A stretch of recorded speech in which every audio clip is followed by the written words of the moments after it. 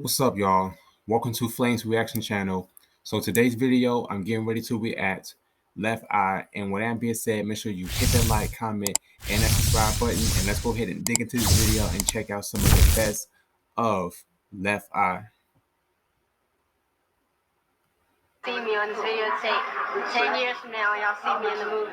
Lisa Nicole Lopez was born on May 27, 1971 in Philadelphia. Her mother, Wanda, was a seamstress and her father, Ronald, a sergeant in the U.S. Army. Her dad played a mean saxophone, piano, harmonica, and clarinet, and some of this talent clearly rubbed off on little Lisa. By the time she was 5, she was tinkering away on her toy piano and composing her own songs. My mother's side of the family is more artistically inclined.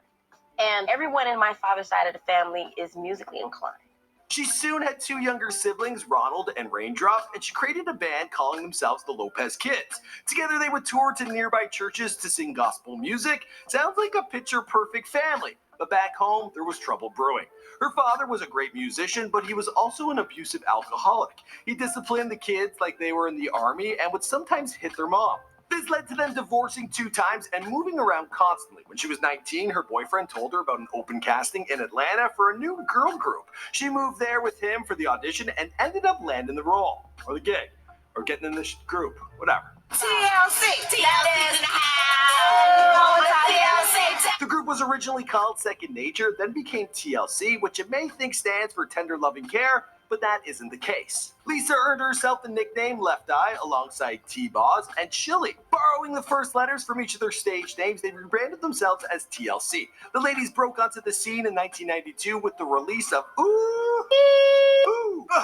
Yeah, that's 7 O's and 3 H's on the TLC tip. God, I miss the 90s. They ended up moving 6 million copies and had 3 singles climb to the top 10.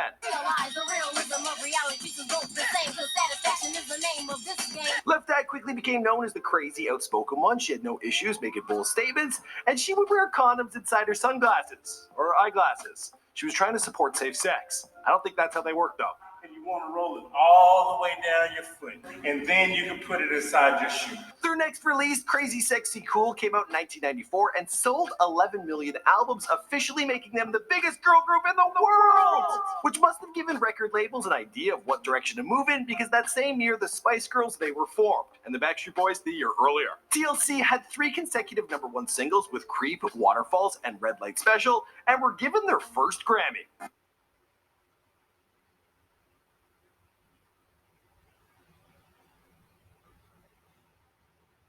Sorry, y'all, if the audio is cut off. I don't know why. In the #1 spot on the Billboard Hot 100. But beneath all the glitz, her personal life was falling apart. Since '93, she had been in a relationship with NFL player Andre Rison, but with his temper and her drinking habit, they started to get destructive. Lopez put up with physical and emotional abuse regularly, until one night she decided to set his tennis shoes on fire to get back at him. The fire spread to the rest of the Atlanta mansion, and let's just say a waterfall really would have come in handy that day.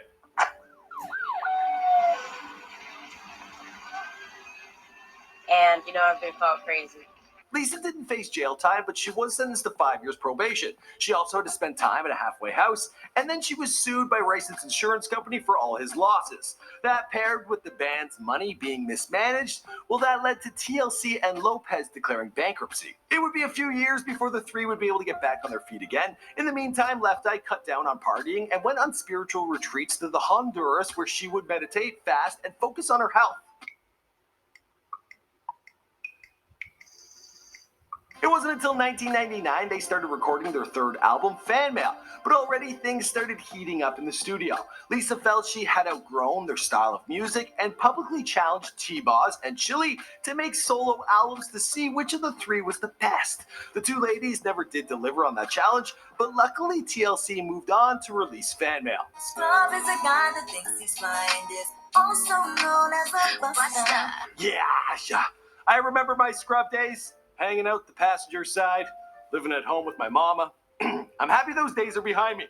The album was a success and led to the group's first headlining tour. Their final stop in Atlanta was even put on pay-per-view and brought in over $70 million, becoming PPV's most profitable TV special ever. Is it true that you guys work with NSYNC? I would have to say yes to that. TLC was on top of the world, and Lopez was making appearances everywhere. She was featured on tracks by Melanie C and Sing. She was hosting award shows, posing for The Gap, and even getting a spot on Who Wants to Be a Millionaire. That's when you've made it. Yes, the 64. What? Back in the day, it was huge. You've earned yourself a nice tall glass of Seamoss. In the midst of all this, Lisa was working on that solo album just like she had promised, titled Supernova. It had incredibly personal tracks on it, including one for her late father, where she makes amends with him. Unfortunately, the lead single flopped, and her album was never released in the States. Upset, she switched her solo label to Death Row Records after talks with CEO Suge Knight. She was gearing up for her second solo album and fourth with TLC. Then she went to Honduras for a 1-week healing retreat. During this time, she was vlogging her vacation, and her last few peaceful moments, well, they were caught on tape. On April 25, 2002, Lopez tried to pass a car on a small road. She pulled around only to see another one was coming head on. She swerved to avoid it and ended up rolling her SUV. She wasn't wearing a seatbelt.